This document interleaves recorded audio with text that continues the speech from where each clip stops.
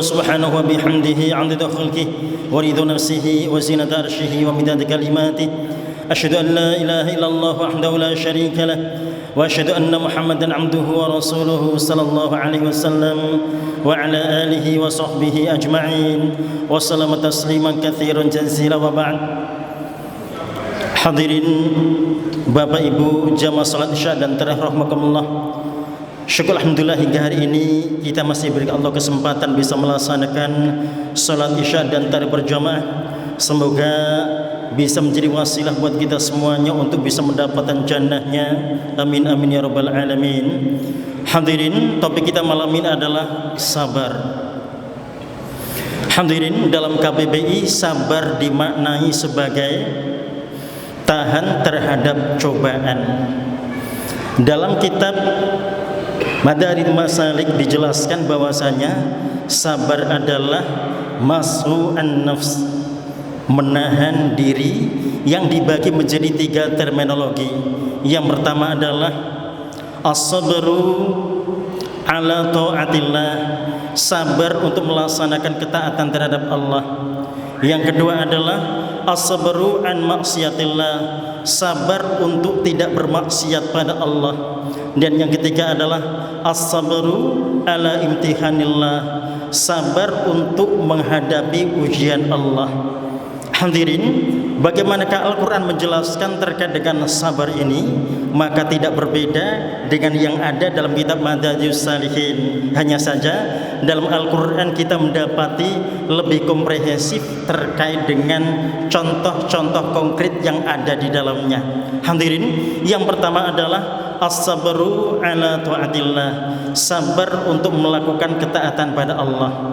Dalam surah Al-Anfal ayat yang ke-33 hingga 35, Allah Subhanahu wa taala menjelaskan terkait dengan ketaatan Rasulullah sallallahu alaihi wasallam, sabarnya Rasul dalam melaksanakan perintah Allah, yaitu melaksanakan salat fardu di Masjidil Haram.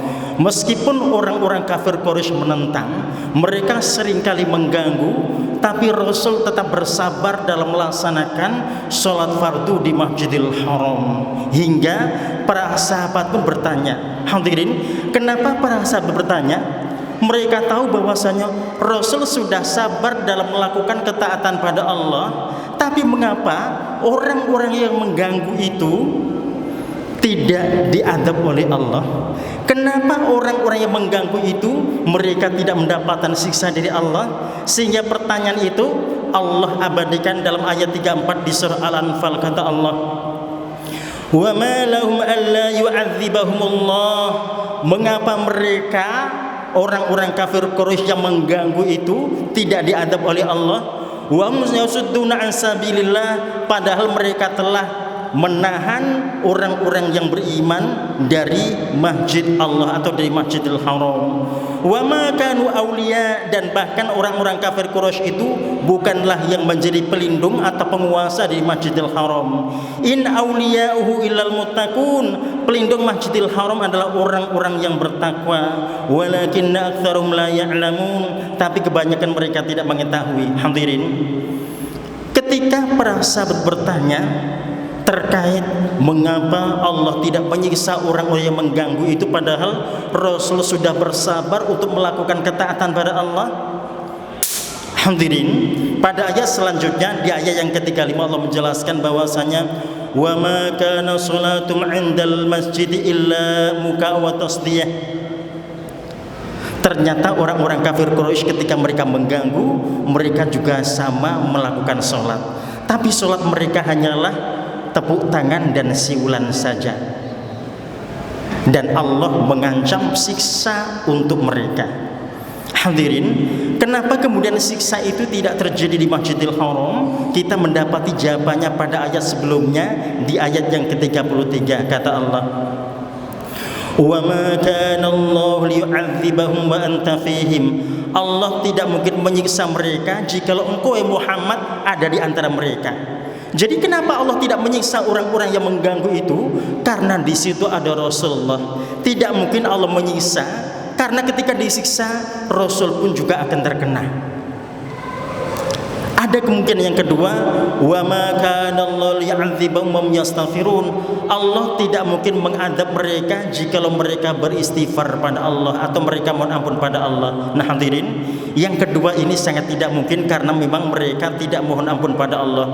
Yang paling mungkin adalah Allah menunda siksa bagi mereka karena di situ ada Rasulullah. Hadirin, lantas kapan Allah menyiksa orang-orang kafir Quraisy yang suka mengganggu Rasul dan melaksanakan salat itu? Itu Allah akumulasikan dalam perang Badar. Mereka mati dalam perang Badar, sisaan Allah terjemahkan di saat mereka berada di perang Badar itu. Jadi tempatnya dialihkan di Badar. Hadirin, yang bisa kita ambil kesimpulan dari bagian yang pertama ini adalah mari kita tetap bersabar dalam melakukan ketaatan pada Allah. Tidak boleh takut kita terhadap ancaman apapun. Jikalau kita sabar untuk melakukan ketaatan pada Allah, Allah yang akan berikan jaminan terhadap orang-orang yang mengganggu, terhadap orang-orang yang menghalangi dari kesabaran yang kita lakukan untuk melakukan ketaatan pada Allah Subhanahu wa taala. Hadirin, itu yang pertama. Yang kedua adalah as-sabru an maksiatillah.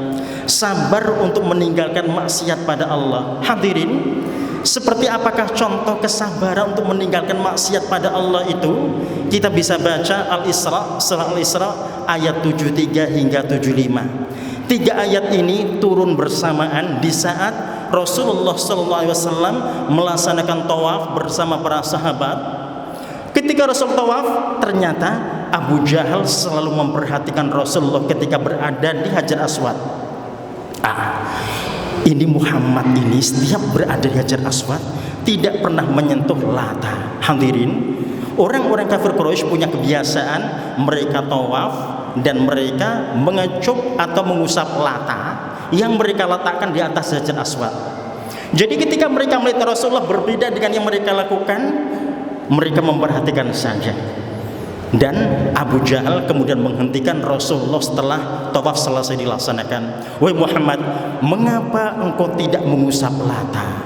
Kenapa engkau mengusap Hajar Aswad? Wahai Muhammad, jikalau engkau tidak mengusap Lata, berarti engkau tidak menghormati Tuhan kami, dan engkau akan aku bikin tidak akan aman dan nyaman di Makkah ini. Tapi jikalau engkau menyentuhnya, berarti engkau telah menghormati Tuhan kami, dan engkau akan kami buat aman di Makkah ini. Hadirin, apa yang Rasul lakukan? Apakah Rasul tertarik untuk menyentuh Lata? Hanya sekedar menghormati saja? Tidak. Rasul tidak tertarik sama sekali. Rasul tahu bahwasanya itu adalah bentuk maksiatnya pada Allah. Tidak mungkin Rasul melakukannya. Di ayat 73 surah Al-Isra Allah menjelaskan bahwasanya wa in kadu la yaftinunak, Muhammad, hampir saja mereka orang-orang kafir Quraisy itu memfitnahmu. Artinya hampir saja Rasul terjatuh dalam fitnah dan merayuan mereka. Mereka merayu jikalau Rasul menyentuhnya akan dibuat aman di Makkah, jikalau tidak menyentuh akan dibuat tidak aman di Makkah. Hampir saja Rasul menyentuhnya.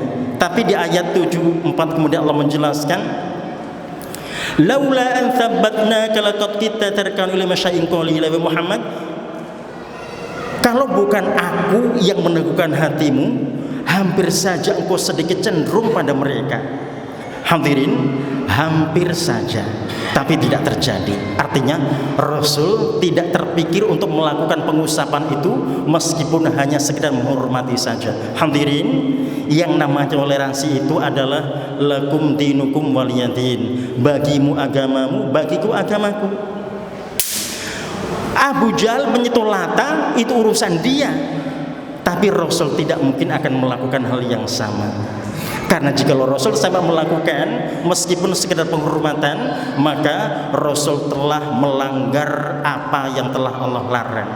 Artinya Rasul telah bermaksiat pada Allah, padahal Rasul berjanji tetap akan bersabar untuk tidak bermaksiat pada Allah. Hadirin, bahkan pada ayat 75 di surah Al-Isra ini Allah bahkan mengancam jikalau Rasul sampai melakukan pengusapan terhadap Lata. Kata Allah, wa idzal la'adaqnaka dzifal hayati wa dzifal mamat.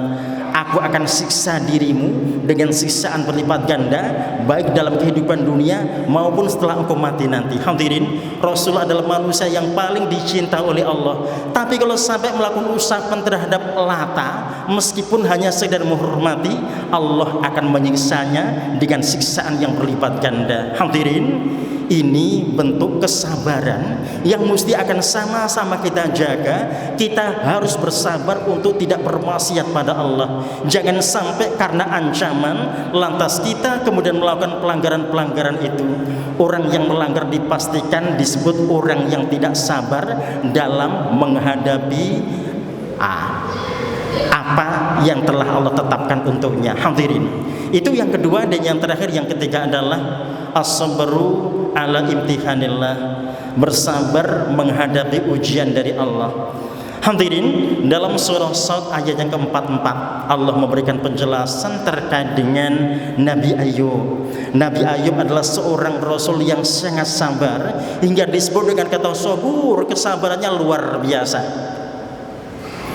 Ketika Allah berikan harta yang melimpah, kesabarannya tampak, yaitu tetap sabar untuk bisa mendistribusikan hartanya itu dalam kebaikan. Sabar, istiqomah mendistribusikan hartanya untuk kebaikan.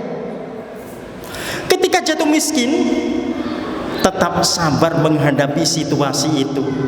Dan semua tetap sama. Apa yang dirasakan Nabi Ayub, baik di saat kaya raya atau ketika jatuh miskin, tetap sama bersabar dalam menghadapi cobaan yang Allah berikan padanya. Hadirin, cobaan Allah itu tidak hanya berupa kemiskinan, cobaan Allah juga termasuk kekayaan. Tidak sedikit orang-orang yang Allah uji dengan kemiskinan, mereka bisa sabar.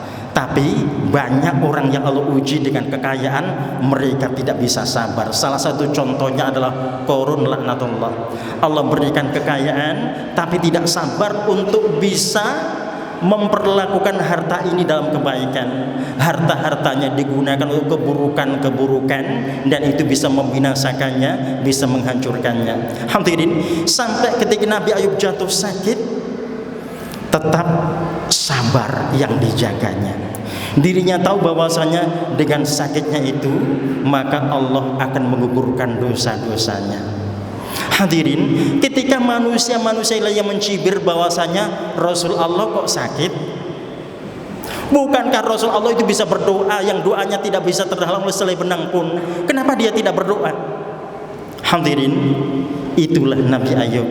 Nabi Ayub bukan tidak berdoa, tapi Nabi Ayub memang menikmati kesabaran benar-benar ada pada dirinya, meskipun dirinya sakit itu hingga tidak bisa bicara. Tubuhnya penuh dengan luka, nanah dan darah yang sangat bau. Orang-orang hingga mengusirnya. Hadirin, istrinya pun juga tetap sabar untuk merawatnya. Tapi di saat hadirin, istrinya berkolaborasi dengan jin. Ketika ada jin yang datang menyerupai manusia dan menawarkan sesuatu, bahwasanya kata jin pada istrinya, aku akan menyembuhkan suamimu, tapi syaratnya nanti kalau dia sembuh, dia harus mengatakan padaku, terima kasih engkau telah menyembuhkanku.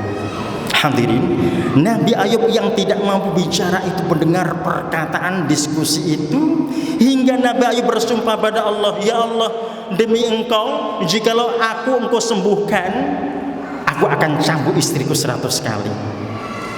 Hadirin, sebetulnya Nabi Ayub ketika ditanya malaikat Jibril, ya Rasulullah, mengapa engkau tidak mohon kesembuhan pada Allah, padahal doa-doamu tidak terhalang selai benang pun? Maka kata Nabi Ayub, ya Jibril, sesungguhnya aku malu meminta kesembuhan pada Allah, karena masa sehatku lebih panjang dari masa sakitku. Aku sakit ini baru 17 tahun, sementara masa sehatku sudah begitu panjang. Hadirin, jadi Nabi Ayub mohon pada Allah kesembuhan, bersumpah untuk bisa sembuh pada Allah itu adalah karena terjadi situasi dan kondisi yang tidak mungkin dilakukan oleh istrinya. Karena apa yang disepakatinya dengan jin itu ada bentuk daripada kesyirikan. Oleh karena itu dia bersabar untuk menahan keluarganya agar tidak bermaksiat pada Allah. sehingga dirinya bersumpah pada Allah akan mencambuk istrinya jika Allah berikan kesembuhan. Setelah Allah berikan kesembuhan, di ayat 44 surah Shad ini Allah menagih mana janjimu. Ketika Nabi Ayub ditagih mana janjinya untuk mencambuk istri 100 kali, Allah memberikan solusi. Wa khudh biyatika dhi'than fadrib bihi wa la tahnath. Ambillah seikat rumput, pukulkan itu pada istrimu dan jangan engkau mengingkari janji. Hadirin, Allah mengajarkan agar Nabi Ayub membayar sumpahnya itu dengan mengambil seikat rumput yang jumlahnya 100 batang. Itu pengganti daripada pukulan cambukan yang disumpahkannya sebanyak 100 kali. Dipukulkan sekali saja pada istrinya, dan itu sebagai pengganti sumpah mencambuk istrinya 100 kali. Hadirin, kenapa Allah menawarkan opsi itu? Karena Nabi Ayub tidak berkata akan mencambuk dengan besi, tidak berkata dalam sumpahnya akan mencambuk dengan rotan, tidak. Makanya sangat mungkin diganti dengan jerami, diganti dengan jerami sangat mungkin, sehingga Allah menawarkan itu. Hadirin, jadi tagihan Allah ini tentunya terkait dengan sumpah Nabi Ayub yang sebetulnya dirinya tetap bersabar dan menikmati masa-masa sakitnya meskipun orang lain telah mengusirnya dan istrinya sudah begitu letih untuk merawatnya, tapi kesabaran tetap ada pada dirinya. Dan itulah yang disebut dengan as-sabru alam tihanillah, sabar menghadapi cobaan-cobaan Allah. Hadirin, semoga kita semuanya bisa mengimplementasikan 3 jenis kesabaran itu, baik as-sabru ala taatillah, sabar untuk taat pada Allah. Yang kedua, as-sabru an maksiatillah, sabar untuk tidak bermaksiat pada Allah. Dan yang ketiga adalah as-sabru ala imtihanillah, sabar untuk menghadapi segala ujian-ujian Allah. Semoga kita semuanya bisa mampu mengimplementasikan itu dan bisa menjadi wasilah buat kita semuanya untuk mendapatkan surganya. Allahumma amin. Barakallahu lakum fil Qur'anil azim wa subhanakallahumma bihamdika asyhadu an la ilaha illa anta astaghfiruka wa atubu ilaik. Wassalamu alaikum warahmatullahi wabarakatuh.